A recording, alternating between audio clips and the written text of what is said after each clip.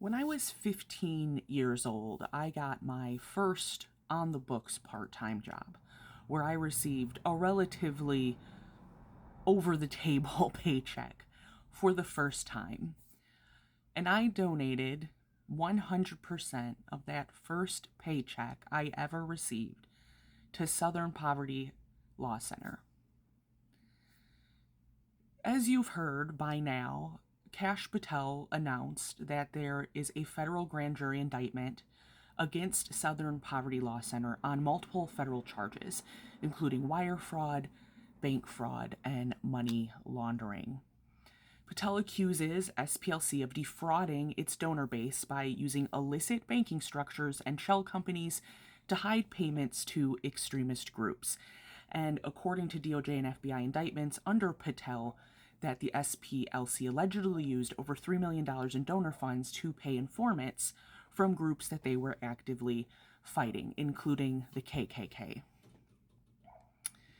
In the lead up to the indictment, Kash Patel has also criticized SPLC publicly for the publication of its hate map, one of its most valuable resources to educators like me, which maps out groups across the United States that are involved in the propagation and uplift of hate.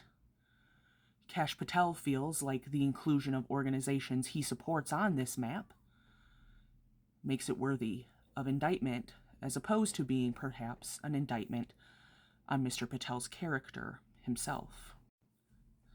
As someone who has been donating to SPLC for over 15 years now, I do not feel deceived in any way by this organization, because I, as an adult with a working, functional, cognitive brain who lives in the real world, and as a journalist who understands reality, can absolutely understand why an organization that is infiltrating, dismantling, and reporting upon hate organizations has to pay folks to be willing to put their very lives on the line to help infiltrate and pull out this information.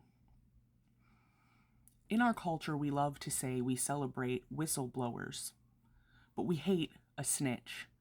And I ask you to question yourself before considering this case to where you find that line to be.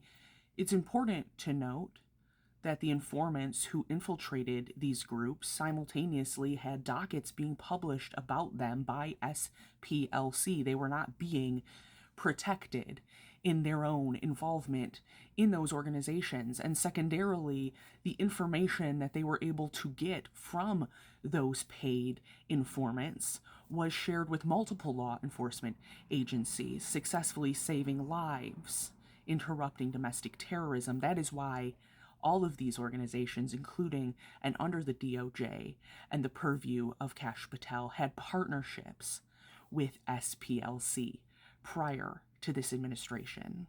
I find it flagrantly offensive and morally repugnant for someone like Kash Patel to make any claims about an organization, especially one with the legacy and the backing of SPLC, of hypocrisy, or a breaking of financial trust, fraud even, when this same individual has multiple current allegations and investigations being done by journalists into his use of FBI funds, FBI planes, and FBI access to go on vacations, visit his girlfriends, have Secret Service members go to her concerts and out on her girls' nights to act as her security. A man who allegedly, by many, many sources, is continually intoxicated under the purview of his job. We're looking at an administration that is rife with fraud, and potentially, based on recent events related to the IRS case, money laundering. I have no issue with calling out nonprofit organizations when they've done wrong, and I think we need to do that more and not be afraid. Because when a nonprofit breaks the trust of a community, it's broken a sacred covenant that it holds with all of us, especially as funders and volunteers.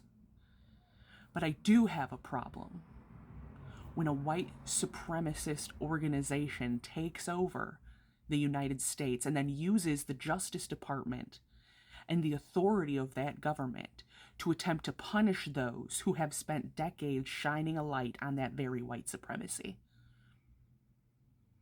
I will not tell you what to do with your money. I will not tell you who to donate to, and I will not tell you how to feel morally on the concept of organizations paying informants. But I can guarantee you where my money will continue to go every month. And I personally will never back down from calling out white supremacy, domestic terrorism, and the impact of hate groups on our communities. As always, I'm JJ Hastings, and I'll see you in the next one.